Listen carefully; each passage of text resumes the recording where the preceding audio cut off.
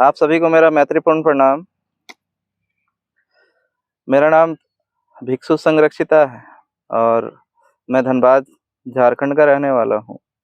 वर्तमान में मेरा ध्यान केंद्र, जिसे आप आश्रम कहते हैं, वो माघी रक्सौल में है। माघी गांव रक्सौल में, पूर्वी चंपारण।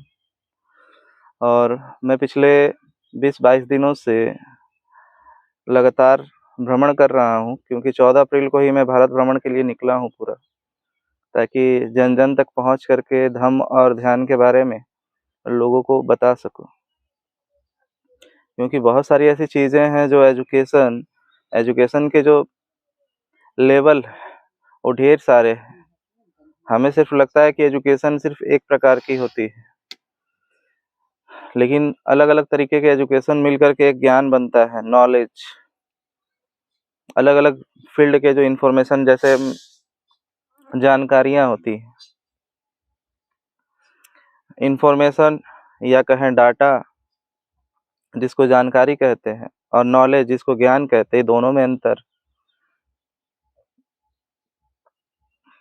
जब तक जो इन्फॉर्मेशन है, जो जानकारी है, अगर हम वो हमारे जीवन में ढाल ना ले, इम्प्लीमेंट ना कर लें, उस पर हम कार्य ना करने लग जाएं, तब तक वो सिर्फ और सिर्फ इन्फॉर्मेशन होती है। और जैसे ही हम जो ज्ञान हमारे पास है उसको अपने जीवन में उतार लेते हैं, तो वो ज्ञान बन जाता है। कुछ समझ में आया जो मैंने अभी बताया? नहीं, उदाहरण के साथ बताना होगा। चोरी करना गलत है, चोरी नहीं करनी चाहिए, ठीक है।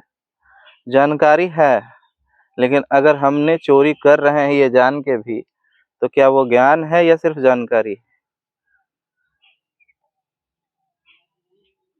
क्योंकि ज्ञान हो गया मतलब हम चोरी नहीं करते, और अगर चोरी कर रहे हैं तो वो ज्ञान है या जानकारी है? कॉन्फिडेंस है सबको ही तो बोलिए एक बार। जानकारी है या ज्ञान है? जानकारी है। फिर ज्ञान क्या होगा?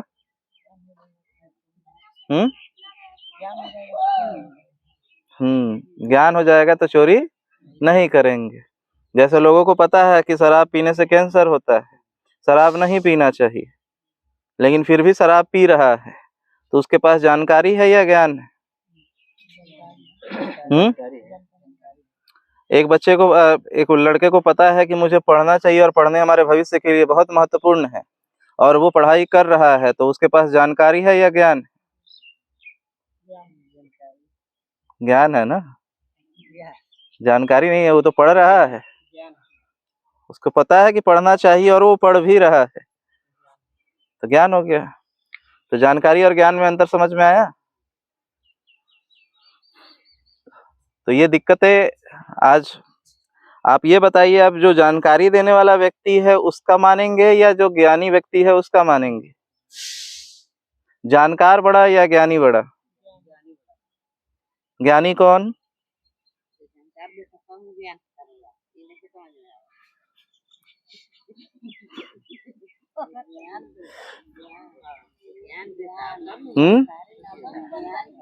जानकार व्यक्ति बड़ा या ज्ञानी व्यक्ति बड़ा?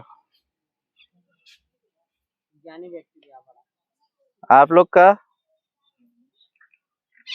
अरे बोलिए, दो ही ऑप्शन दिए हैं, दोनों में से किसी एक का जवाब देना है। जानकार व्यक्ति बड़ा या ज्ञानी व्यक्ति बड़ा? ज्ञानी व्यक्ति बड़ा। और दो ही ऑप्शन है, दोनों में से किसी एक ही बोलना है, लेकिन पूछेंगे हम लास्ट में कि किस आधार पे बोले। बताइए बताइए, जल्दी जल्दी बताइए। हम बात थोड़ी शुरू करेंगे, हम तो बात करने आए हैं, तो बात एक तरफा थोड़ी होता है।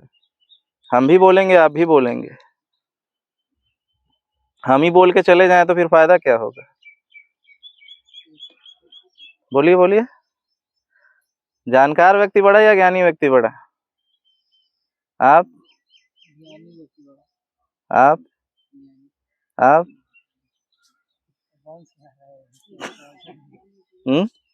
अभी तो मैंने बताया ना कि ज्ञान और जानकार में क्या अंतर होता है, ज्ञान क्या है और जानकारी क्या है। तो उसी आधार पे तो ये दूसरा सवाल है ना, ये क्लास 2 का है। क्लास 1 का पूछा गया क्या? क्लास 1 का क्या पूछा गया कि जानकारी बड़ी या ज्ञान बड़ा? तो आप पूछ रहे हैं कि जानकार व्यक्ति बड़ा या ज्ञानी व्यक्ति बड़ा?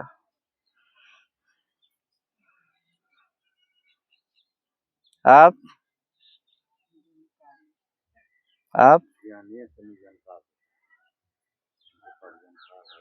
अरे बोलिए तो सही आप लोग। बात हुआ ज्ञानी जानकार माने ज्ञानी माने जिसके पास ज्ञान है, तो जानकार व्यक्ति के पास भी ज्ञान है, मतलब वो जानकारी है जो ज्ञानी व्यक्ति के पास है वही वो उसके पास भी है, लेकिन दोनों में से बड़ा कौन, वो पूछा जा रहा है।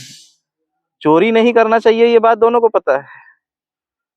करने वाले करते हैं, भी पता है। आप बताइए सर जी। ज्ञानी आप कोई एक व्यक्ति इसमें से बताइए कि ज्ञानी व्यक्ति कैसे बढ़ा।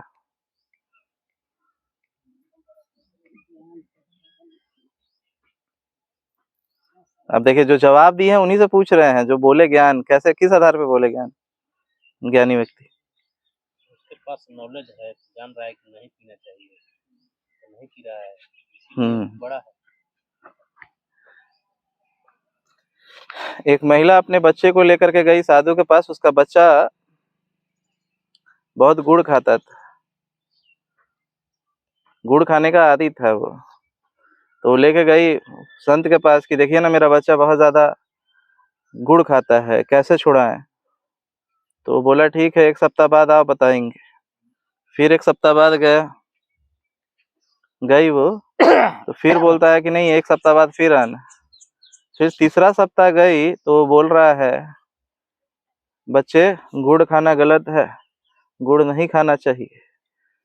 तो महिला आग बबूला हो गई, बोल रही है यही बात आप पहले दिन भी तो बता सकते थे, 20-21 दिन बाद काहे बताए? तो वो बोला कि हम खुद 21 दिन लग गया हमको अपना गुड़ छोड़वाने में, हम खुद गुड़ खाने का मेरा आदत था, हमको खुद गुड़ खाने का आदत था। 21 दिन तो हमको लगा गुड़ छोड़ने में, जब हम गुड़ छोड़ दिए तो हम ज्ञान देने के अधिकारी हुए हैं कि तुम भी छोड़ दो। समझ में आया? आप समझ में आया? तो ज्ञानी बड़ा या जानकार बड़ा? हाँ अभी भी नहीं आ रहा है। इतने ही लड़के हैं उसमें से भी आवाज नहीं निकल रहा है, फिर जानकार बड़ा। किस आधार पे जानकार बड़ा?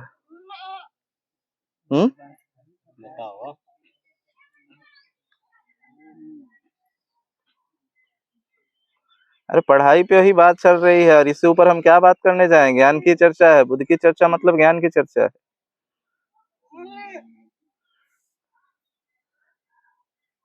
बताइए, आप किसी ना किसी सोच के आधार पे ही कह रहे हैं कि जानकारी बढ़ा, तो आपका भी तर्क सुनना होगा ना।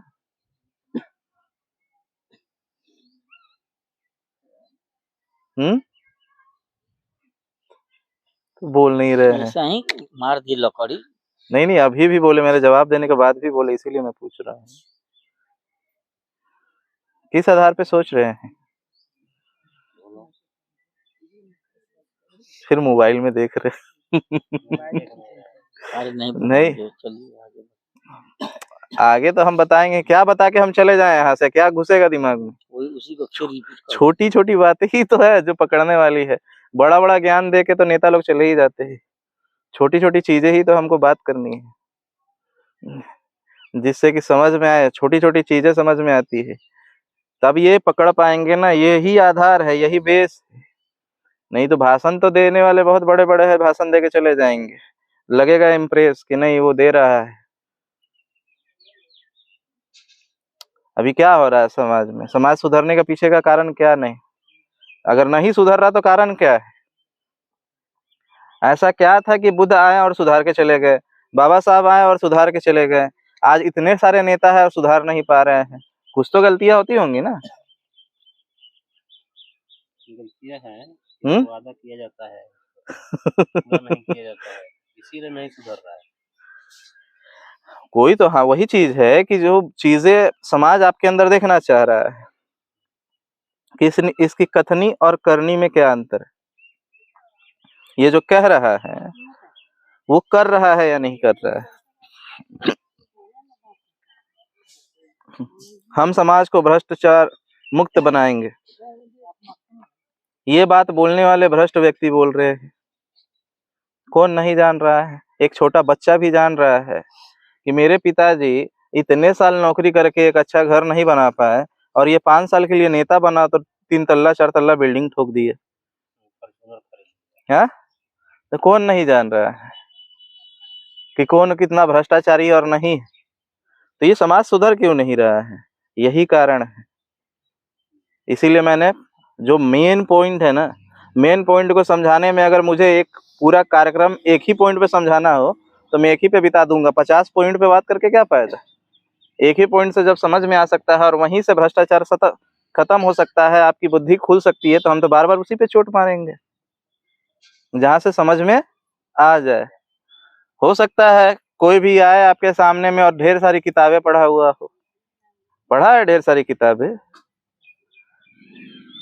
जैसे राजनीतिक लोग है या धार्मिक लोग है। आज राम रहीम और ये लोग आसाराम पकड़ा रहे कि नहीं पकड़ा रहे? पकड़ाए तो इनके पास वेदों से ज्यादा ज्ञान है, इन आप लोगों से ज्यादा ही वेद का ज्ञान है ना उनके पास, तो जानकारी तो ढेर सारी है। उनको तो पेज के साथ और सूत्रों के साथ और वेदों के लाइनें भी याद है। मौलानाओं के पास जाइए तो हर एक आयत याद है उनको। भिक्षुओं के पास जाइए तो उनको हर सूत्र याद है बुद्ध के। उससे क्या हो गया है? लेकिन फिर पता चल रहा है कभी कोई रेप के कांड में पकड़ा रहा है, तो कभी कुछ कांड में पकड़ा रहा है, कोई चोरी के कांड में पकड़ा रहा है, कोई घपला के कांड में पकड़ा रहा है। जानकारी तो बहुत सारा है। अभी आईपीएस आईआरएस ऑफिसर लोग भी पकड़ाए हैं। कल आज ही का पेपर में छपा है, यहीं बिहार का ही कोई डिस्ट्रिक्ट ऑफिसर है, उसके घर में 1.2 करोड़ रुपया पकड़ा है। तो क्या जानकार नहीं है? उतना बड़ा डिस्ट्रिक्ट ऑफिसर बना है ऐसा ही तो नहीं बना है वो। बाबा साहब ने कहा था उस समय कि जब मेरे समाज में अब मैं जो शिक्षा का अधिकार देके जा रहा हूं और मैं अगर अकेले दम पे इतना ज्यादा परिवर्तन ला सकता हूं, तो जब इस समाज में 1000 इंजीनियर, 1000 डॉक्टर और 1000 वकील हो जाएंगे तो ये समाज का उत्थान हो जाएगा, ये शासक करती जमात बन जाएगा। क्या कहा था उन्होंने? सिर्फ 1000। आज कितना है? आज 1 लाख से ऊपर इंजीनियर है, आज 1 लाख से ऊपर डॉक्टर है, आज 1 लाख से ऊपर वकील है।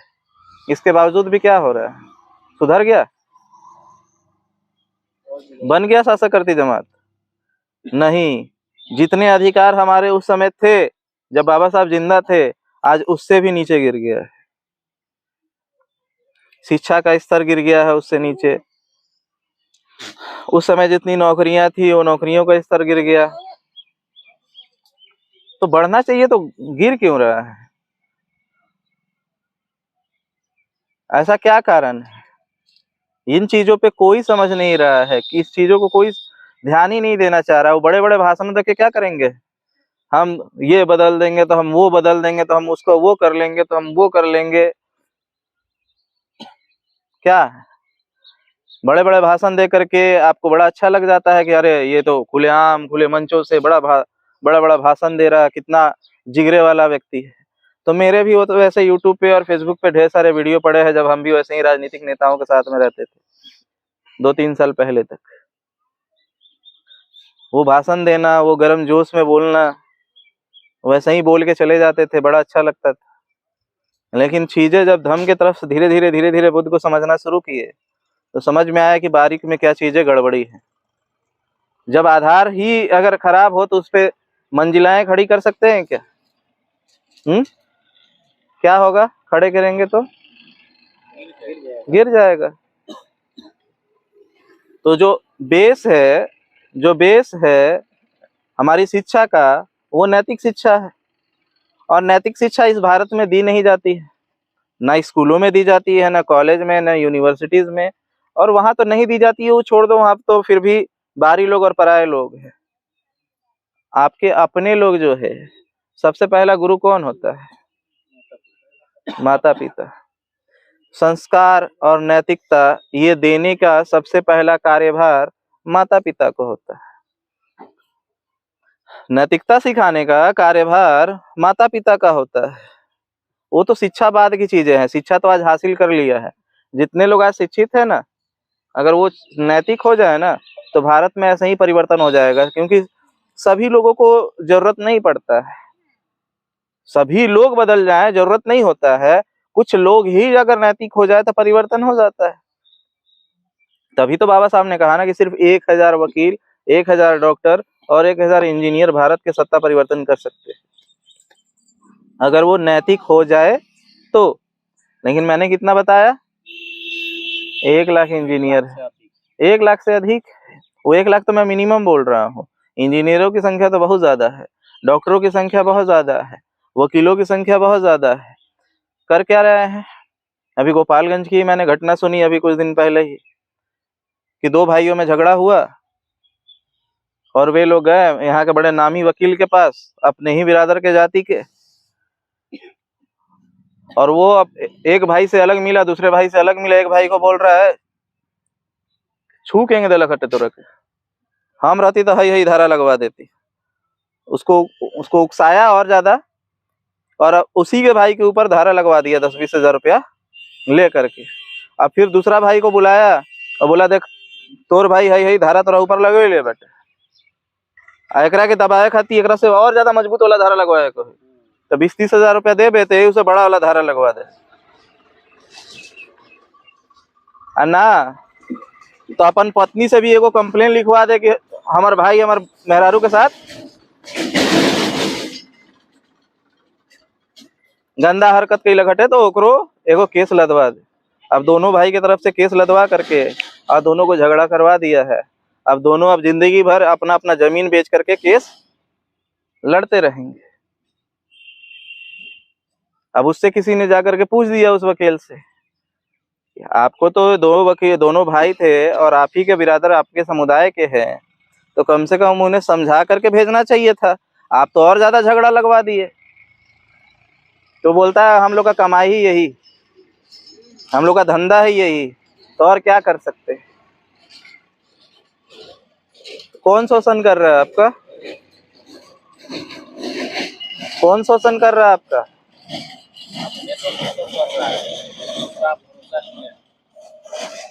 लेकिन मंचों से किसकी बुराइयां की जा रही? दूसरे समाज की। अरे भाई ले डूबा आपका अपना आदमी है, बुराई किसी और के कर रहे हो? हाँ, बाबा साहब किस पे भरोसा किए थे? पढ़े लिखे लोगों पे ना। तो नैतिक नहीं है इसीलिए तो ये कर रहे हैं। कुछ लोगों को ऐसा लगता है कि हमारा घर में डिलीवरी का ही केस को हम ले ले, तो लगता है कि नहीं चलते हैं अपने ही आदमी के बिरादर के हॉस्पिटल में। अब वहां गए, अब वो तो देख लिया कि आया है नॉर्मल डिलीवरी है, नॉर्मल डिलीवरी में 5000 रुपया में ही काम बन जाएगा, तो उसको दर्द वाला इंजेक्शन, दर्द बढ़ाने वाला इंजेक्शन दे देता है। उससे दर्द जब बढ़ा जाता है तो लड़की जब चिल्लाने लग जाती है दर्द के मारे पीड़ा में, तो बोलता है देखा इसको बहुत ज्यादा पेन हो रहा है, अगर नॉर्मल डिलीवरी कराने गए तो या तो माँ और बच्चे दोनों का जान खतरे में है, जल्दी ऑपरेशन कराना होगा। तो 5000 का जो लगने वाला था वो अब 30,000 रुपया लगेगा, डायरेक्ट 6 गुना। कौन लूट रहा है आपको? आप तो गए थे अपना समझ करके उस हॉस्पिटल में। तो इसीलिए बाबा साहब ने कहा था सिर्फ 1000 लोग भी अगर ईमानदार होते ना, नैतिक होते ना, संस्कार वाले होते, समाज का सत्ता परिवर्तन हो गया रहता। इन सारे के सारे ठगने वाले ही हमारे समाज के हैं, और हम गालियां दूसरों को देते हैं कि फलाना हमारा बर्बाद कर रहा है, तो फलाना लोग हमारा बर्बादी कर कारण है। आपके बर्बादी का कारण अनैतिकता है। आपका नैतिक जीवन, आपको नैतिक संस्कार नहीं दिए गए हैं, और ये नैतिक संस्कार देने का अधिकारी सबसे पहला कौन है? आपके माता पिता है।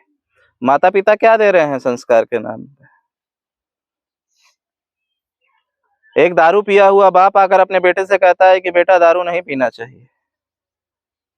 दारू पीने वाला बाप आके अपने बच्चे से कहता है बेटा दारू नहीं पीना चाहिए, बेटा मानेगा? हाँ, क्योंकि बाप क्या दे रहा है? जानकारी दे रहा, ज्ञान नहीं दे रहा। उसे लग रहा मैं ज्ञान दे रहा हूँ। अब तो आपको मैंने बता दिया ज्ञान और जानकारी में क्या अंतर होता है। तो अब बताइए बाप जानकारी दे रहा है या ज्ञान दे रहा है? जानकारी उतना फायदेमंद नहीं होता है जितना कि ज्ञान होता है। अब समझ में आया कि बुद्ध ने सुधार कैसे कर दिया, बाबा साहब ने सुधार कैसे कर दिया, और वर्तमान के नेता क्यों नहीं सुधार पा रहे हैं? हाँ, अब समझ में आया कि वर्तमान के नेता क्यों नहीं सुधार पा रहे समाज को?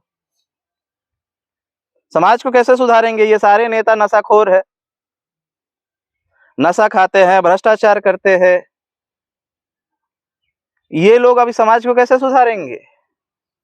जिनके कर्म ही पैसे पे आधारित है, जिनका समाज का काम करने के पीछे का उद्देश्य ही पैसा कमाना है और बिल्डिंगें बनानी है, जो आपके पैसे इसलिए ऐड रहे हैं क्योंकि वो आराम से मुर्गा और दारू पी सके, वो आपको कैसे आपको उत्थान करेंगे बताएं जरा हमें। और ये जो सामाजिक नेता चंदा के नाम पे बटोर करके महंगे महंगे गाड़ियों में घूम रहे हैं आपके पैसों से, आपको कह रहे हैं पढ़ के क्या करोगे, आओ हमारे रैलियों में आओ, आपको दिखा करके भीड़ इकट्ठा करके अपना रैलियों में चेहरा चमका ले रहे हैं, और उसके बाद उसी वीडियो को और फोटो को दिखा करके ऊपर पार्टी में बोल दे रहे हैं देखिए मेरे पीछे इतना आदमी है, मेरे पीछे इतने भीड़ है, कितना रेट लगाइएगा? तो रेट लग जा रहा है कि हाँ इतना पैसा दिया आएगा, हाँ ये सारे वोट इधर जाएंगे, इतना वोट चला जाएगा। तो भेड़ों को क्या लगता है, अरे हमको भी तो मिला। तो आपको मिला तो कहाँ से मिला? भेड़ों को जब बाड़े में रखा जाता है तो उस भेड़ों के, उन भेड़ों के उधर छोड़िए ना, उन भेड़ों के खाल उतरवाए जाते हैं, जो ऊन उतरवाए जाते हैं, और ऊन उतरवा करके उनसे ऊनी कपड़े बनेंगे, ऊनी कपड़ों को समाज में बेचा जाएगा, और बेच करके जो पैसा आता है उसमें से 10% उसके खान पान में लगा दिया जाएगा। तो भेड़ों को क्या लगता है? हाँ?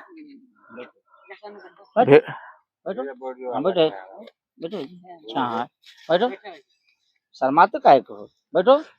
भेड़ों को क्या लगता है, हमको तो अच्छा चारा खाने के लिए तो मिल रहा है ना, हमको तो मीट मुर्गा और एक पौवा मिल जा रहा है ना, क्या दिक्कत है? खसी का मीट मिल रहा है 200 रुपया 500 रुपया मिल रहा है, तो भेड़ लोग तो खुश है। अब भेड़ को पता ही नहीं है कि ये उसके पास आया कहाँ से, वो जो खा रहा है उसको मिला कहाँ से। उसी का खालवा बेच करके, मतलब उसी का वोटवा बेच करके तो नेताजी ढेर सारा पैसा लिए हैं, 1 लाख रुपया और 20,000 रुपया खर्चा कर दिए हैं। यही तो हो रहा है ना अभी। तो ये समाज कैसे सुधरेगा? 20 रुपया में बिकिएगा तब, 200 रुपया में बिकिएगा तब। काशीराम साहब का कहना था न बिकने वाला नेता चाहिए तो न बिकने वाला समाज तैयार करना होगा। समाज क्या कह रहा है, हमारा नेताजी बिक जाता रन 5 लाख रुपया में, हमनी क्या करी सर भाई? 5 लाख रुपया में वो बिकता रन 200 रुपया में, तो तू बिकता रहा 500 रुपया में।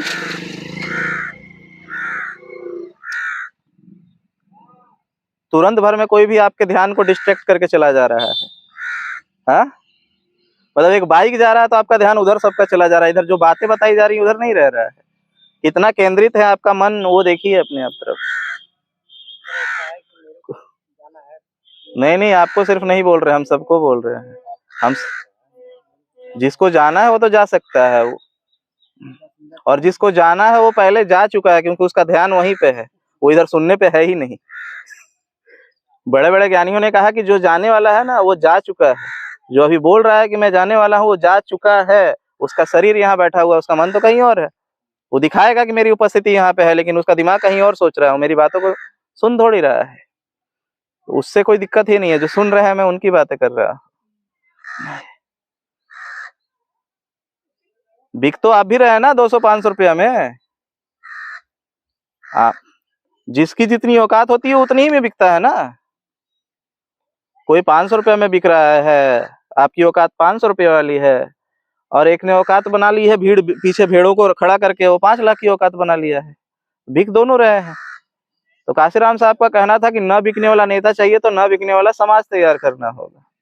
उसके लिए आपको भी नहीं बिकना होगा। 200-500 रुपए के लिए अगर बिकेंगे तो आपका नेता भी बिकते रहेगा, और इसीलिए समाज में सुधार नहीं हो रहा है। घर में ही नैतिकता नहीं सिखाई जा रही है। पिता, चाचा, दादा, ताऊ सबके सब अपने ही बच्चों के सामने सिगरेट पी रहे हैं, दारू पी रहे हैं, गांजा पी रहे हैं, खैनी खा रहे हैं, गुटखा खा रहे हैं। और बच्चों का वैज्ञानिक कहते हैं, मनोवैज्ञानिक डॉक्टर, कि बच्चे जो है उनके अंदर में किसी भी चीज को टेस्ट करने की, उसको चखने की सबसे ज्यादा चाहत होती है। और वो ये जानता है कि अगर मेरे पापा दादा कर रहे हैं तो अच्छा ही काम कर रहे होंगे। वो गलत नहीं सोचता अपने पापा और दादा और चाचा के बारे में, वो सोचता है कि ये मेरे से बड़े हैं तो अच्छा ही काम करते होंगे, जरूर इसमें कुछ ना कुछ सुट्टा मारने में फायदेमंद चीजें होंगी। क्योंकि मेरे पापा मेरे बारे में खराब कैसे सोच सकते हैं, मेरे दादा खराब चीजें कैसे ले सकते हैं, मेरे चाचा खराब चीजें कैसे ले सकते हैं। वो तो अच्छी चीजें लेंगे ना, वो तो सोचते हैं अच्छा। बच्चे अपने बड़ों के बारे में बुरा नहीं सोचते कि वो गलत कर रहे होंगे, वो सोचते हैं कि चलो वो कर रहे हैं तो हम क्यों नहीं कर सकते। तो थोड़ा सा एक बार अपना ही दादा का नहीं तो पापा का बीड़ी में से ना तो सिगरेट में से उठा करके फूकना शुरू कर देते हैं। हाँ सही बात है। फेंका हुआ उठा करके पीने लगे। बाबा चाचा हंसी लो, बबुआ मर गई चाचा तो पूरा खींच के ले गई पहाड़ पर।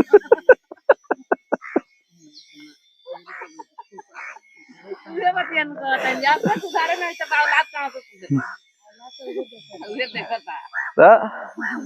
सबसे ज्यादा चीजें तो यहीं पे है ना। कौन बिगड़ रहा है उसकी नैतिकता को कौन बिगाड़ रहा है।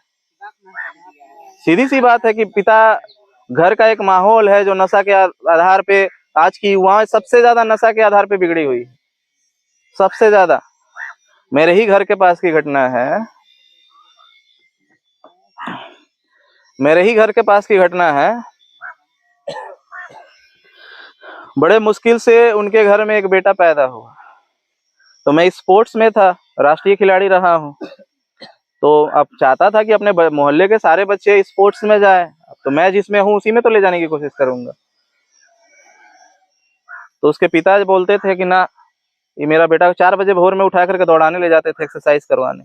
ना ना, ये मेरा बेटा को बिगाड़ देगा, अपने जैसे खिलाड़ी बनाएगा खेल कूद में, हम अपना बेटा को इंजीनियर बनाना चाहते हैं, मेरा बेटा को लेके नहीं जाएगा तुम। हम बोले ठीक है। मम्मी भी बोल दी कि तुम काहे दूसरा का बेटा को उठा के लेके चले जाते। हम बोले ठीक है, नहीं बुला के ले जाएंगे।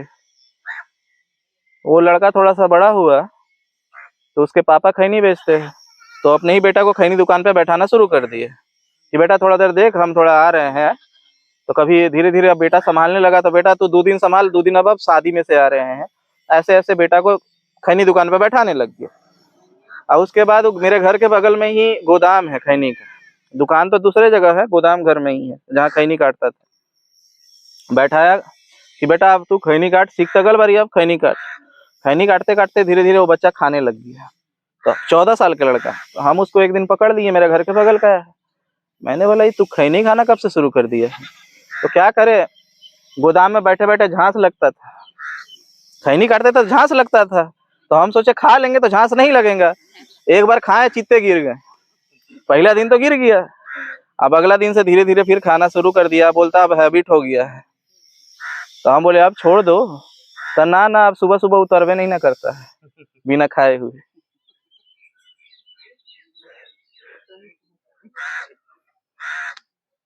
तो क्या हुआ, 3-4 साल बाद हम रह गए बाहर, सामाजिक कार्य में पिछले 5-6 सालों से है, तो रह गए। उसके बाद कुछ साल बाद अभी अक्टूबर में, सितंबर अक्टूबर में ही अपने धनबाद गए थे घर। तो ग्राउंड में गए खेलने के लिए, तो देख रहे हो आप बैठ करके वो लड़का गांजा पी रहा था। हम बोले ये क्या हुआ? उस समय तो बहाना किया कि खैनी का से शुरुआत की, गांजा कैसे पीने लग गया, तुम्हारा पापा तो गांजा नहीं बेचते हैं। बोलता क्या करे, अब खैनिया का असर कम हो गया है, अब खैनी से नशा नहीं चढ़ता है, तो अब वो गांजा पीने लग गया ताकि और ज्यादा नशा हो। अब वो लड़का आज के समय में खैनी खाता है, गुटखा खाता है, सिगरेट पीता है, दारू पीता है, गांजा पीता है, बन गया है इंजीनियर। अब उसका पिताजी को पैरालिसिस मार दिया, क्योंकि बेटा इकलौता था, बड़ा मन्नत से पैदा हुआ है, बड़े लंबे समय के बाद, लगभग 20। मेरे को इजाजत दीजिए, मेरे को बरौली जाना है, दूर जाना है, ठीक है? 15 मिनट समय दे दिए आपको।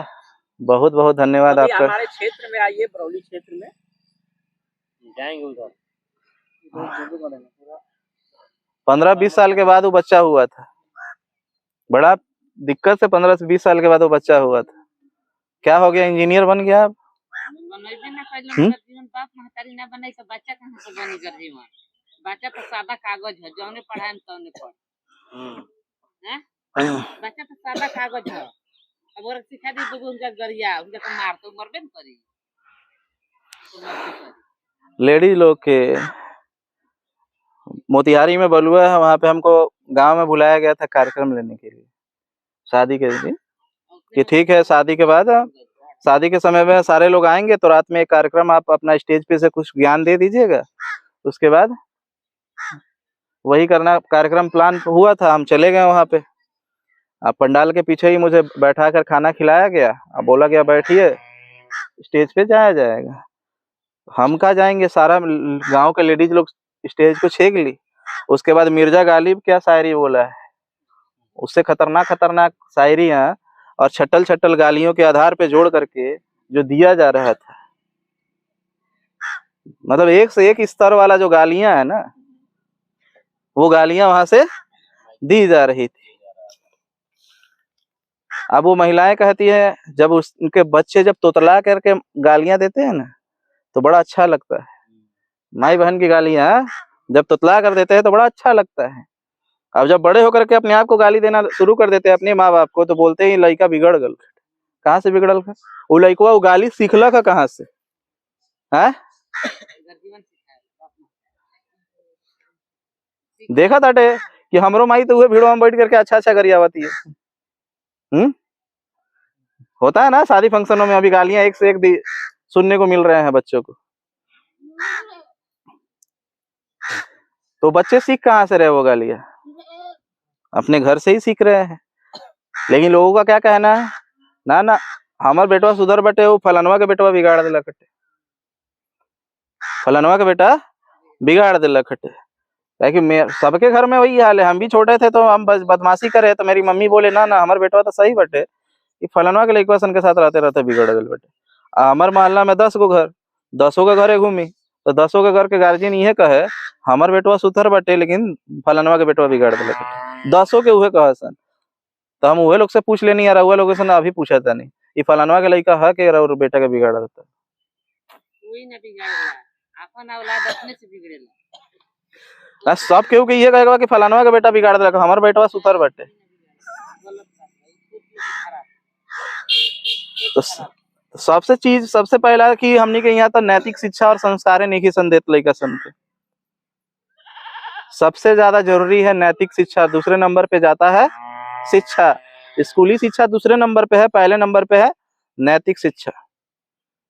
शिक्षा अब दूसरी बात, अब शिक्षा पे जाए तो मेरे घर के बगल में एक है, ये क्या बोलते हैं लेबर क्लास में मजदूरी करने के लिए 500-600 रुपए कमाते हैं। तो वो अपने बच्चे को नहीं पढ़ाते। तो मैंने उनसे पूछा कि आप अपने बच्चे को पढ़ाते क्यों नहीं है? तो पैसा नहीं बचता है। तो हम बोले जो लेवे नहीं कितना के पढ़ेला, को टाइम लेवे नहीं तो 2 टाइम, एक बार सुबह एक बार शाम के, तो कैसे पाओ? तो 30 रुपया। हम कहा नहीं 2 टाइम के 60 रुपया भर, तो महीना के कितना भर? 1800 रुपया। यहाँ के प्राइवेट स्कूल के जब छोट से छोट प्राइवेट स्कूल के फीस कितना बटे? 400। तो 400 ज्यादा बड़ा कि 1800 ज्यादा? 400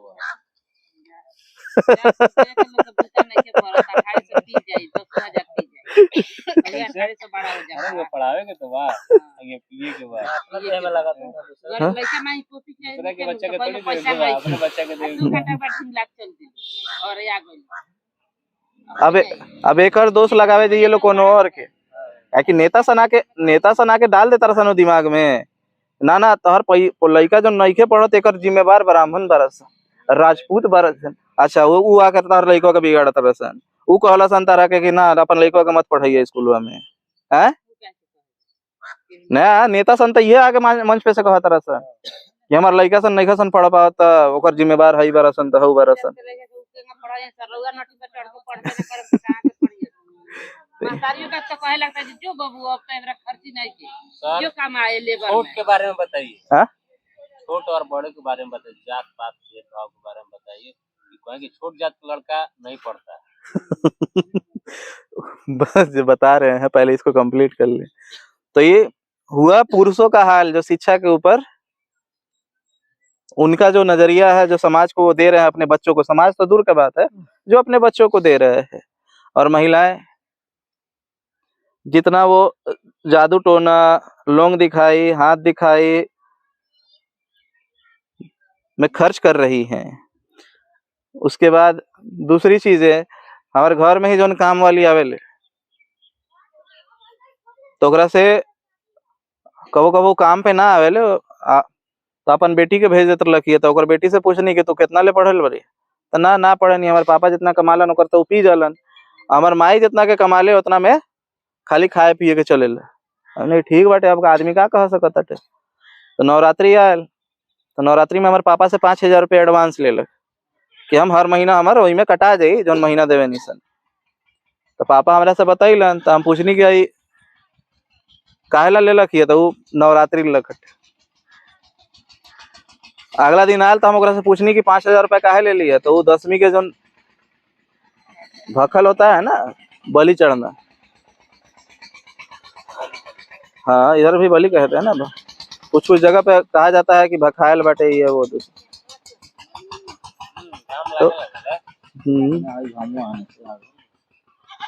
अच्छा रउआ उनका नाम बिहार में तो ये बताइए 400 रुपये के हिसाब से, 400 रुपया महीना के हिसाब से साल के कितना भल 4800 रुपया, एक साल के 4800 रुपया। और वो एक दिन में बलि चढ़ा के कितना खर्च कैलक है 5,000 रुपया। एक दिन में 5,000 खर्च हो गल खटे, लेकिन एक साल में 4800 रुपया अपन लड़का के स्कूल के ना फीस भरे। फिर दोष दिए लोग कि हकनी के पढ़े फलानवा ना दिल।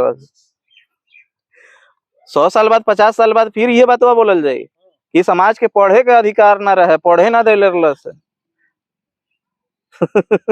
आदमी का अपन कमी नानू देखे आवेला कि हम कहाँ गलती कर रहा बनी। कैसे नहीं पढ़ा? बाबा साहब बोल रहे, लोग अभी कहते हैं कि बाबा साहब से पहले कोई पढ़ने का अधिकार नहीं था। ज्योतिबा फूले कैसे पढ़े? उस टाइम साफा अधिकार नहीं था हम लोग समाज के लिए। अधिकार हमारा समाज कभी शिक्षा के लिए जागृत ही नहीं था। वो तो बाबा साहब ने जाकर दिमाग में डाला कि पढ़ना भी चाहिए।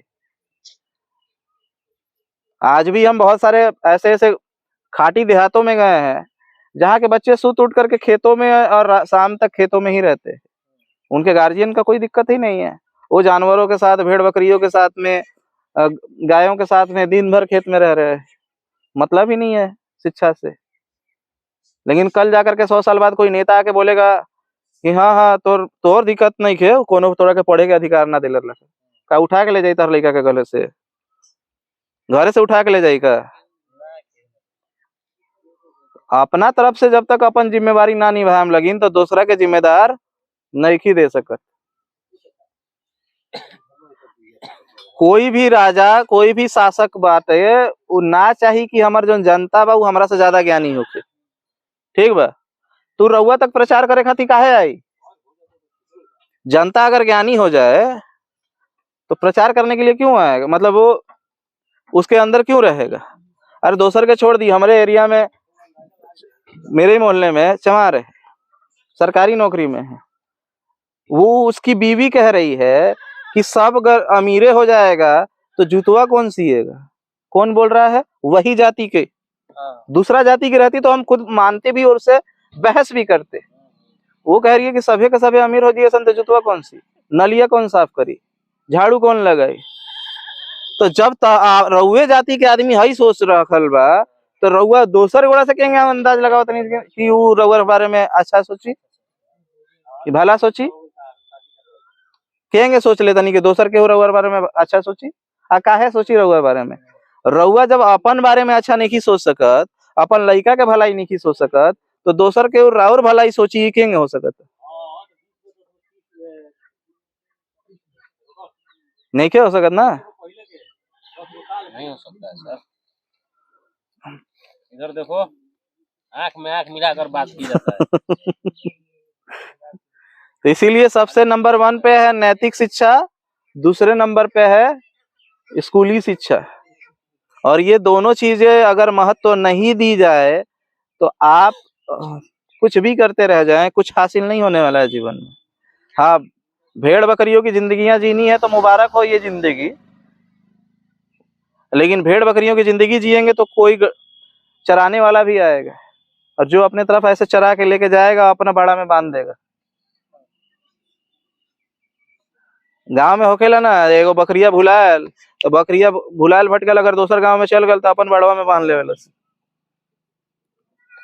तो होंगे भुलायल भटकल आदमी कोनो न कोनो बाड़ा में, कोनो न कोनो राजनीतिक संगठन में, कोनो न कोनो राजनीतिक पार्टी में ओकर भीड़ के हिस्सा बन जाला। बस ओकरा बाद ओकर ऊने बेचा के ओकरे के खर्चा चलेला। काहे कि अभी का लोकतंत्र में तो राजा होके चाहे भिखारी होके, सबके वोट के वैल्यू एके बराबर बटे। तो वही चलते भेड़ के पढ़ा लिखल के आदमी समझावे थोड़ी जाता टे, जाना था कि ढेर आदमी भेड़ बकरी बाटे तो भेड़ बकरिया का इकट्ठा करे, काहे कि अमीर का भी वोट वैल्यू उतना ही है और गरीब का भी वोट वैल्यू उतना ही है। तो अमीर के पैसे, अमीर की तरफ उतना ध्यान देने से ज्यादा बेटर है कि 80% जो आबादी गरीब है उसके पीछे ध्यान दो। तो सारे के सारे नेता लोग किधर काम कर रहे हैं? गाँवों में भीड़ इकट्ठा करने में, चलो हमारे पीछे, चलो हमारे पीछे।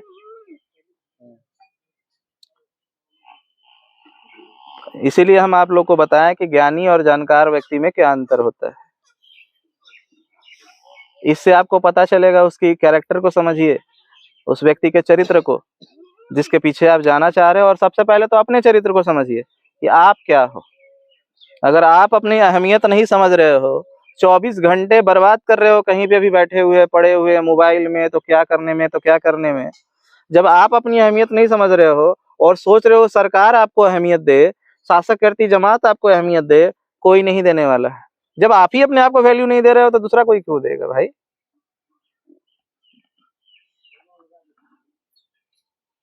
मतलब है उनका अपने समाज के लोगों को वैल्यू दो, तब अपने बारे में लोग सोचेंगे। और रउआ जन कहनी छोट जाति बढ़ जाति, आदमी छोट और बड़ सोच से होखेला। अब अपन बात ध्यान दे लोगन, तारा के कहतनी कहानी है कि छोट और बड़ आदमी जाति से ना होखेला, सोच से होखेला, कर्म से होखेला। तई सोच जाति, सोच छोट बाटे तो हो सकता हो इंसान सोच छोट बा।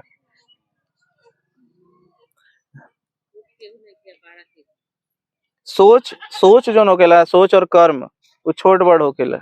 इंसान तो सब बराबरे होखेला सर, काहे कि बुद्धिया तो नहीं मिलल बा सब गोड़ा के, लेकिन सोच कहाँ तक रखले बाटे ई सबसे ज्यादा निर्भर करत बाटे कि ओकरा के आदमी बड़ कहो या छोट कहो। जानवर के जिंदगी जी रहल बाटे तो सोचे छोटे बाटे, और वैसा आदमी के अगर छोट जाति कह दिया तो फिर आदमी कहिए सकत बाटे। अगर ज्यादा आदमी, एक जाति के अगर ज्यादा आदमी, आप लोग पीके फिल्म देखे हैं? देखे हैं जी? क्या सीखे हैं उसमें? पीके फिल्म देखे हैं? फिल्म के माध्यम से ही बताया जाता है लोगों को कि छोट बड़ ऊंच नीच नहीं होता है। एक उस अस्पताल में जा रहा है, उसमें का जो हीरो है वो दिखा रहा है कि देखो कहाँ ठप्पा लगा हुआ है, ये छोटा है, ये बड़ा है, ये हिंदू है, ये मुसलमान है। फिल्म के माध्यम से बताया जाता है, फिर भी लोग नहीं समझता है। क्या देखा है पीके फिल्म? क्या देखा है जी? सब लोग मोबाइल चलाते हैं, तुम लोग देखा है पीके फिल्म? उसके माध्यम से बताया जाता है, फिर भी हम लोग अपने आप को कहते हैं कि हम लोग छोटा हैं। कैसे छोटे हैं भाई? कैसे छोटे हैं? जो सूरज का प्रकाश लगता है, जितना उस पर लगेगा उतना हम पर भी लगेगा। जो वो खाता है वही हम खाते हैं। जितना दिन उसका माँ अपने गर्भ में रखी है उतना दिन मेरा भी माँ गर्भ में रखी है। जिस तरह उसका माँ दूध पिलाती है, उसका उसी तरह मेरा भी माँ दूध पिलाती है। फिर हम छोटे कैसे हो गए? इस पर भी ध्यान देना है। अपने बच्चा को नहीं कहना है, अपने समाज को नहीं कहना है कि हम लोग छोट जात हैं। इस पर भी ध्यान दे करके चलना है।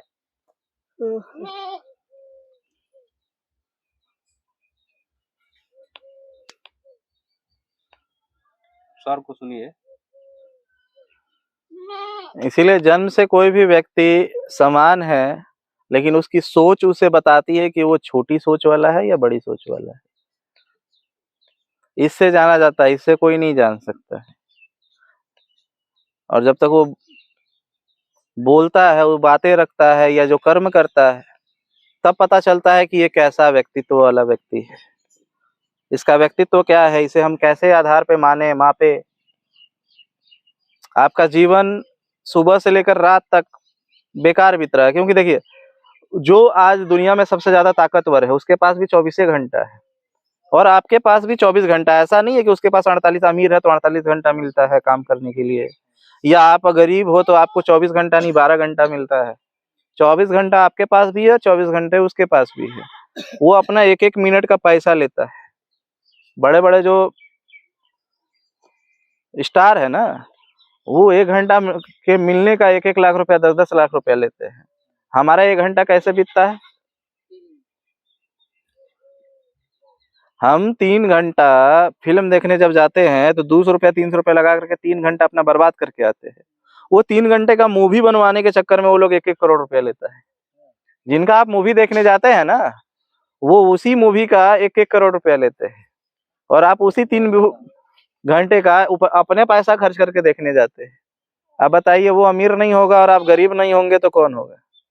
हाँ, वो भी तो सोचता ना, हम भी जितना हीरो आएगा हम सबका जाएंगे मूवी देखने के लिए, तो आपके जैसा यहीं पे रह जाता।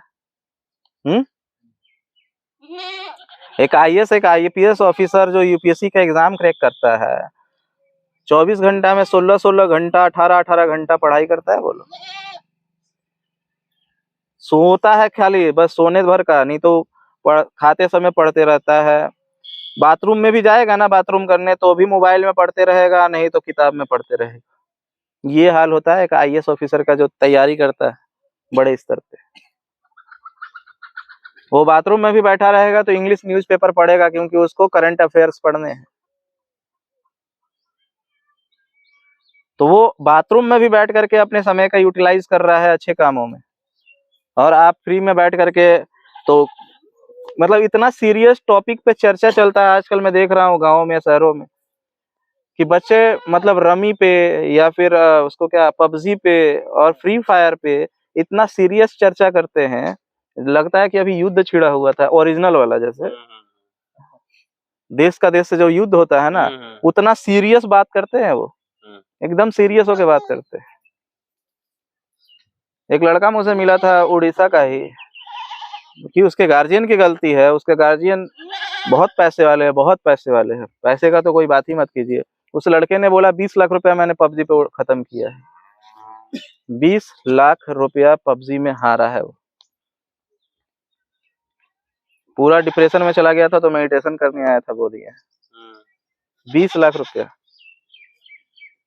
इधर उधर इधर उधर से कर करके 20 लाख रुपया हारा था।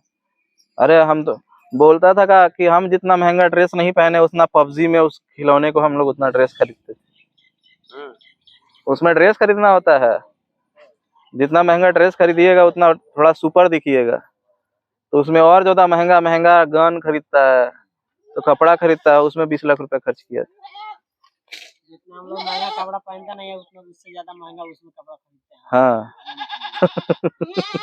खेला है तू गेम? खेला नहीं है, जानता हूँ, वही बता रहा हूँ सर। ये हाल है।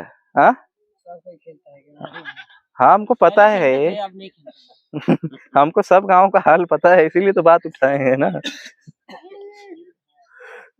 फ्री फायर हो चाहे पबजी हो, इस दिन इसका उड़ाया हुआ है, मेरा एक उड़ाया गया, और नहीं खेलते हैं, ये नहीं खेलता है। अभी तो कई लड़के लाइफ बर्बाद हुआ है। अभी रक्सौल में ही एक लड़के को उसके पिताजी ने, वो कोटा में गया था पढ़ाई करने के लिए, 5 लाख रुपया उसके पिताजी ने उसको भेजा कि कोटा में कॉलेज का एडमिशन फीस भर देने के लिए।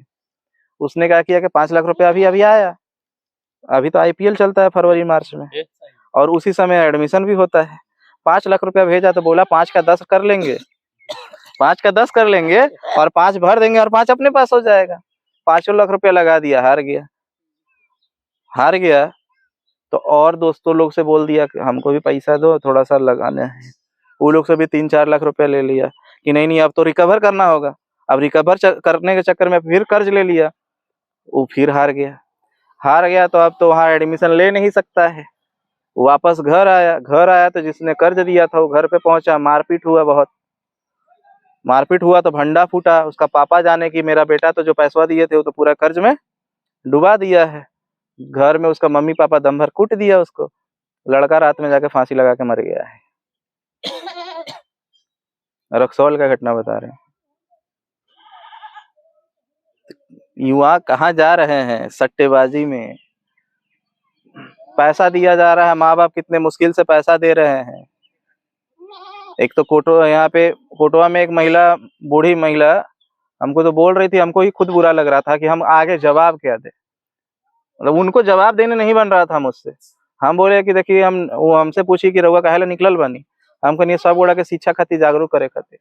ये सब कुछो ना होखेला।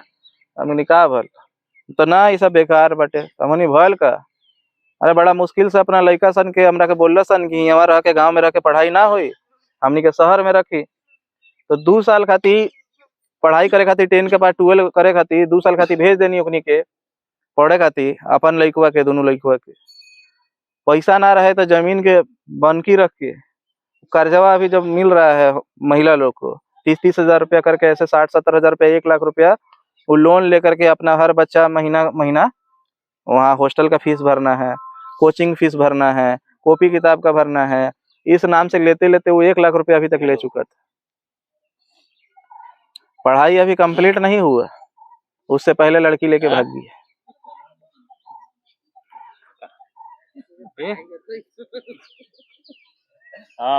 तो हमको बोल रही है ये सब बेकार हटे। के पढ़ के का करता? ई गांव में के एको बड़ा पढ़ के कुछ ना कइलसन। कोनो लड़का लेके भागता, कोनो लड़की लेके भागता। ये पढ़ाई के नाम पे खाली भागा भागी करता रसन। वो गांव का पूरा हाल बताई, वो महिला उस गांव का पूरा हाल बताई कि गांव में से कोनो अभी ले नहीं निकलल। जे अपन गार्जियन लड़का के अपन भेजेला वो भाग जाता रसन कहीं ना कहीं। हमनी के भरत नहीं सन कर्ज ले बनी सन, हमनी के तो भरत नहीं सन। हमनी के ए से अच्छा बा हम अपन लड़का के खेते में खटाम, वही में कमाए 2 रुपया कमाए, लेकिन हमारा नहीं पढ़ावे के हमनी के अपन लड़का के। अब बताइए हम उनको क्या जवाब देने जाए? बस आपका दिमाग पे तो आज के युवा ये भी कर रहे हैं ना, बड़ा फायदा उठा रहे हैं अपने माँ बाप के भोलेपन का। बहुत फायदे उठा रहे हैं। हाँ हमारे है में फीस लगा था तो हमारे एक्स्ट्रा खर्चा हमें बांटे तो है ना फीस भरेगा बांटे। वो नहीं बता रहा है कि अभी 200 रुपया हार गई नहीं है सट्टा में तो 500 रुपया द, 1000 रुपया द हैकर हाई काम बांटे। तो 1000 रुपया हारा है कहीं सट्टे में, 2000 हारा है और अपने माँ बाप को कॉल करके फॉर्म भरे के बांटे तो हाई किताब खरीदे के बड़ा जरूरी बांटे। माँ बाप तो अनपढ़ है, क्या समझेंगे? वो सोच रहे मेरा बेटा मांग रहा है तो देना ही है। तो जिम्मेदारी दोनों तरफ से, एक तरफ तो मैंने आरोप लगा दिया माँ बाप पे, लेकिन इसका मतलब ये नहीं है कि दूसरी तरफ से आप सुथर लोग हैं। जो बच्चे लोग हैं वो बड़ा सुथर है। मोबाइल में अच्छी चीजें भी है और बुरी चीजें भी है। तो आप सिगरेट पीना तो सीख जा रहे हैं लेकिन इंजीनियर बनना नहीं सीख रहे हैं। ऐसे ढेर सारे कोर्सेस हैं। आप तो गाली देना सीख जा रहे हैं लेकिन इंग्लिश के कोर्स भरे पड़े हैं यूट्यूब पे, इंग्लिश बोलना नहीं सीख पा रहे हैं। गार्जियन को जितना आरोप लगाना था मैंने लगा दिया, अब आपके ऊपर है। इंग्लिश का कोर्स चल रहा है कि नहीं चल रहा है? फ्री ऑफ कॉस्ट चलता है मोबाइल पे। कंप्यूटर का कोर्स चलता है, सॉफ्टवेयर इंजीनियरिंग का कोर्स चल रहा है, पाइथन जो एप्लीकेशन है सॉफ्टवेयर इंजीनियरिंग का, सीए है, C++ है, जो सॉफ्टवेयर इंजीनियरिंग का जो कोर्सेस है फ्री ऑफ कॉस्ट है यूट्यूब पे। लेकिन आपको तो वो नहीं करना है। ग्राफिक डिजाइनर का है वो नहीं करना है, टाइपिंग मास्टर है वो नहीं करना है, टैली है, DCA है वो नहीं सीखना है। लेकिन आपको गालियां बड़े तेजी से समझ में आती है, गाने बड़ा तेजी से याद होते हैं। सही कह रहे हैं ना?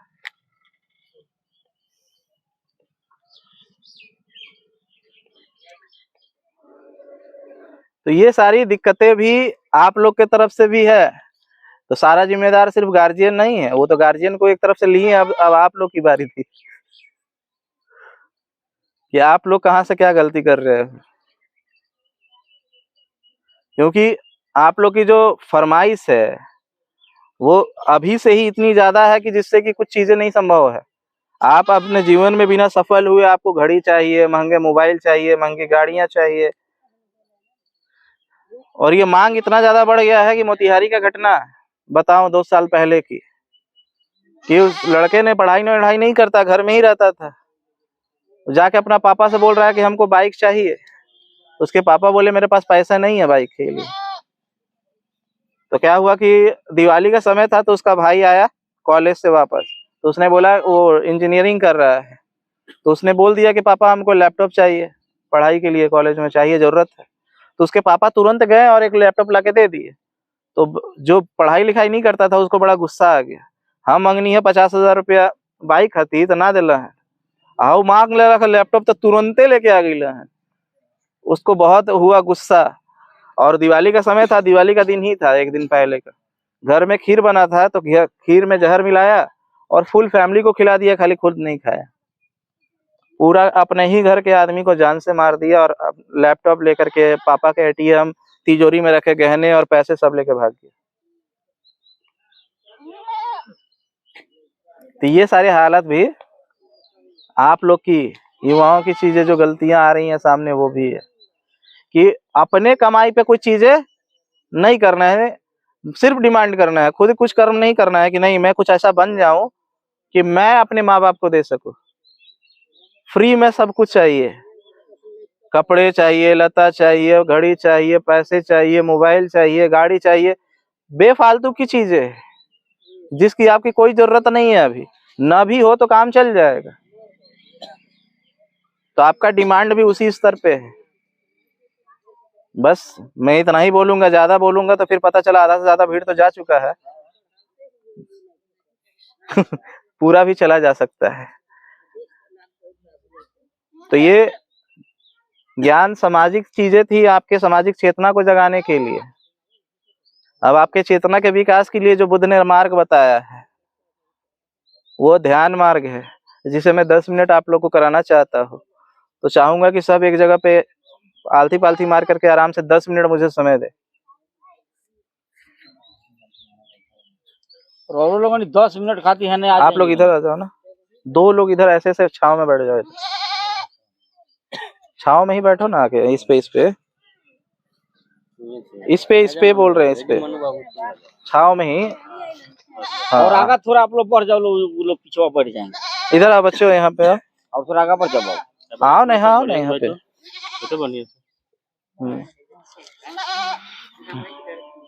इधर घसक जाइए, आगे आइए ना, आप आगे आइए ना, आपको इनको बोल रहे हैं, और आगे आ जाइए, आगे आइए, रोडो आ जाए, रोडो बैठ जाए। बाबू थोड़ा सा और आगे आ जाओ ना, बस थोड़ा सा, हाँ आगे आ जाइए, हाँ उन्हें वो को बैठा ले लोग, आराम से पलथी मार के बैठिए, उतना शॉर्ट के ना।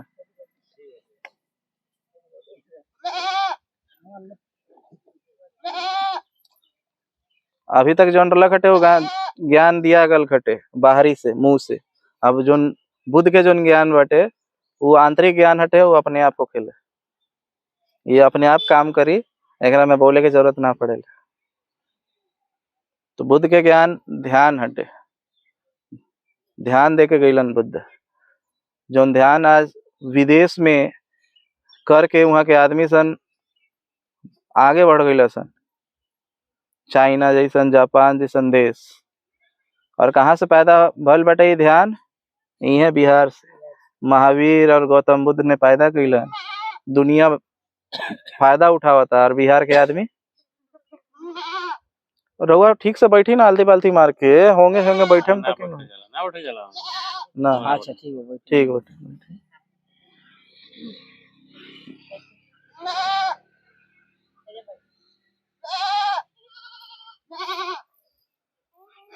ये ध्यान का नाम आनापानसति योग है। बुद्ध ने जिस ध्यान को बताया है, इस ध्यान का नाम आनापानसति योग है। आना मतलब श्वासों को अंदर जाना, पान मतलब श्वास का बाहर आना, और सति मतलब उसे देखते रहना, साक्षी भाव। तो आनापानसति योग ध्यान है इसका नाम।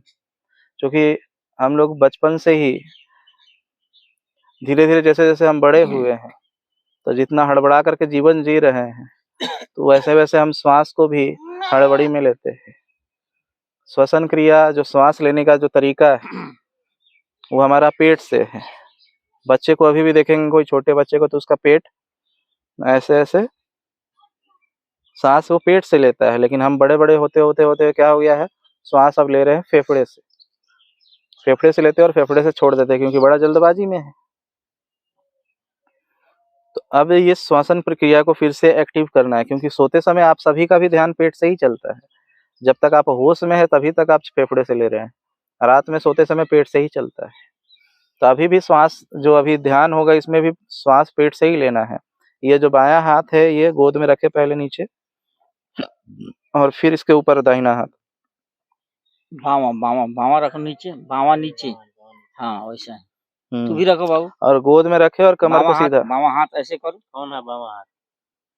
यहाँ रखो, यहाँ ऐसे रखो। बायाँ नीचे, हाँ। ठीक है। ऐसे ये आराम से गोद में रख और दीजिए। नीचे ले जाओ, यहाँ जाओ, ढोड़ी तक। हाँ, ये पेट से सटाओ, पेट से। और पेट से गहरा श्वास लेंगे। टाइट रहो, खड़ा। पेट भर के श्वास, और फिर उसको धीरे-धीरे श्वास को छोड़ेंगे। तो नाक से ही श्वास लेंगे और नाक से ही छोड़ेंगे, और जाते और आते समय यहाँ पे श्वास को यहाँ पे देखना है। अंदर जाता है यहाँ से, और यहीं से बाहर निकलेगा, तो इस जगह पे देखते रहना है। जाते हुए और आते हुए श्वासों को गौर से देखते रहना है। ये काम करना है। लास्ट में जब कहेंगे, आंखें, हाथ ऐसे करेंगे हाथ मलने के लिए, और आंखों पे रख देंगे, और धीरे-धीरे अपने ही हथेलियों को देखते हुए हाथों को खोलेंगे। ये लास्ट में है 10 मिनट के बाद। 10 मिनट तक जब तक मैं ना कहूँ, कोई भी आंखें नहीं खोलेगा। नहीं खोलना है, हम खाली टाइम देखना है।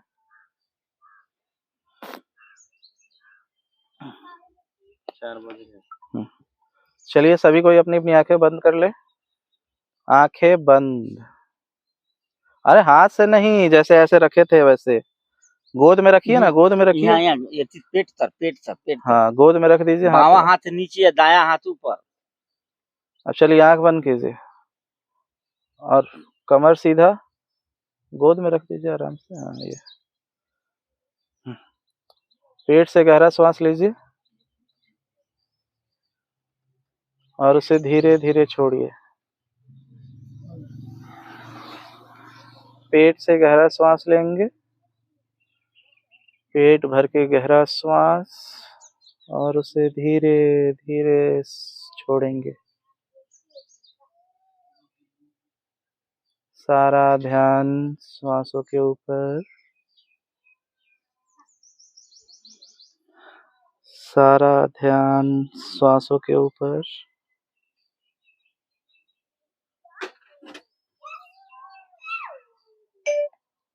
सारा ध्यान श्वासों के ऊपर।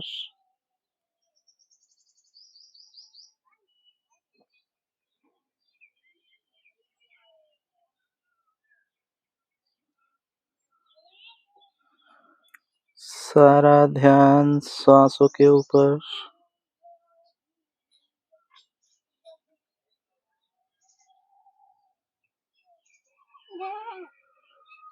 अपनी आती जाती श्वासों को देखते रहिए। अपनी आती जाती श्वासों को देखते रहिए।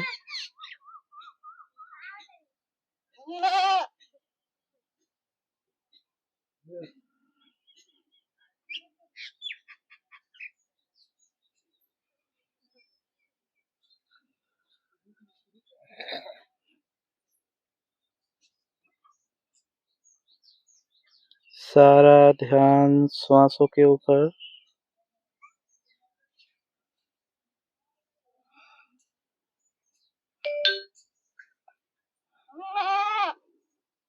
सारा ध्यान श्वासों के ऊपर।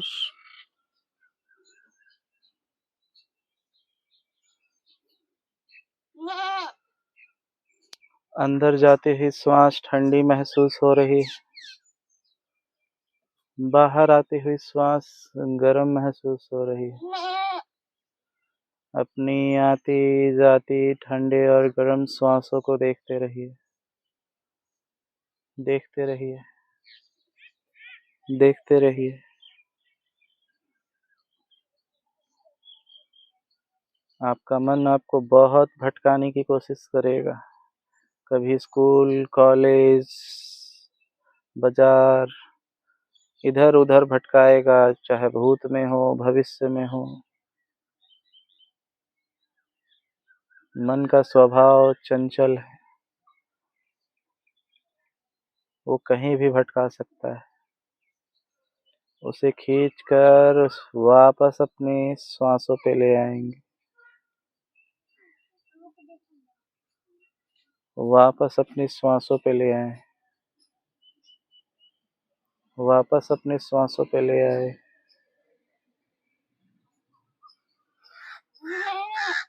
सारा ध्यान अपनी श्वासों के ऊपर,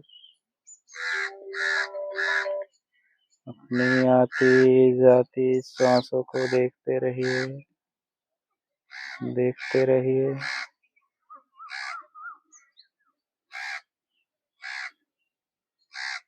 जब तक मैं न कहूँ कोई आंखें नहीं खोलेगा।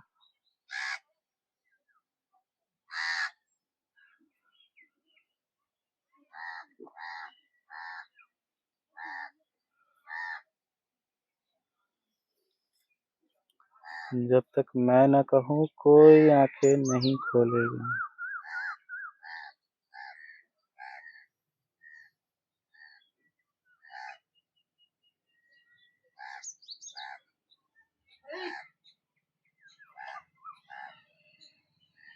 जब तक मैं न कहूँ कोई आंखें नहीं खोलेगा। अपना सारा ध्यान श्वास के ऊपर ही रखे। पेट से गहरी श्वास ले और उसे धीरे धीरे छोड़े।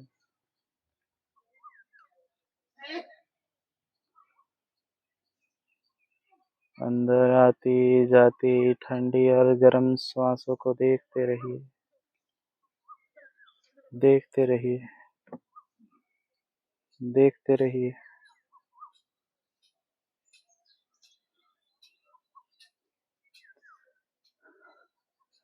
सारा ध्यान श्वासों के ऊपर।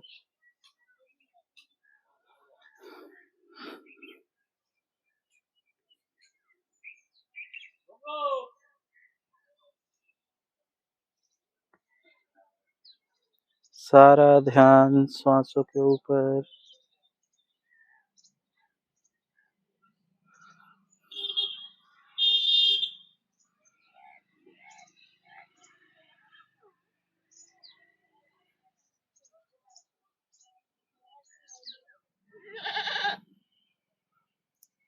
सारा ध्यान श्वासों के ऊपर।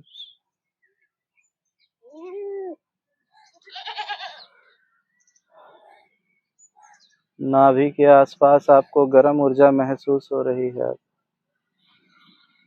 आपकी श्वसन क्रिया सक्रिय हो रही है,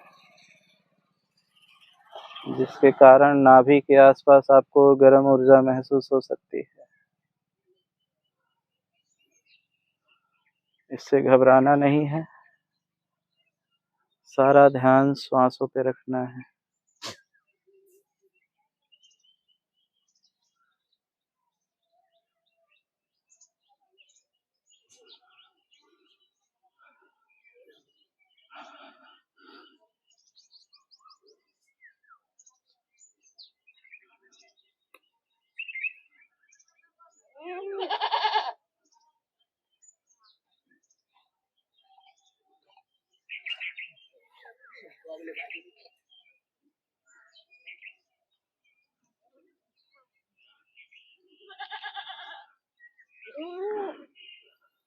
कमर सीधा, सारा ध्यान श्वासों के ऊपर। पेट से गहरी श्वास लेंगे और उसे धीरे धीरे छोड़ेंगे।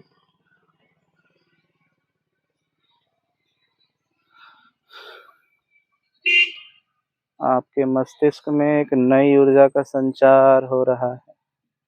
आप महसूस कर पा रहे हैं एक नई ऊर्जा को, जो आपके मन मस्तिष्क को शांत करते जा रही है, शांत और शीतल करते जा रही है, शांत और शीतल करते जा रही है, और आप शांत होते जा रहे हैं। आप शांत और हल्के होते जा रहे हैं। आप शांत और हल्के होते जा रहे हैं।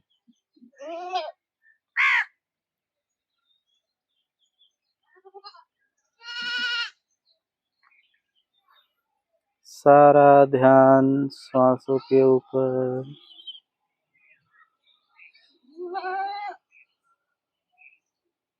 सारा ध्यान श्वासों के ऊपर। कोई भी आंखें नहीं खोलेगा।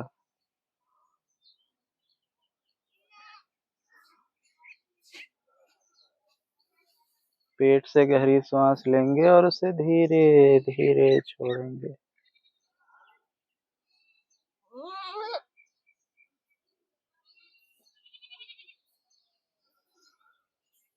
अब आप अपने श्वास को धीमा कर दें, गहरा ना लेकर धीमा रखें, और फिर भी ध्यान श्वासों पे ही होगा।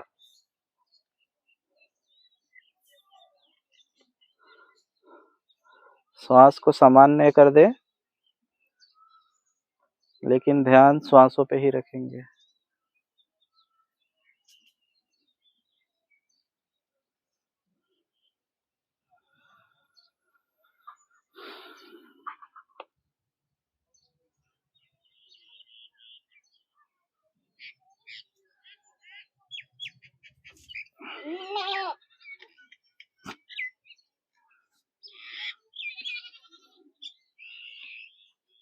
अब दोनों हाथ को रगड़ के अपनी आंखों पे रख दे।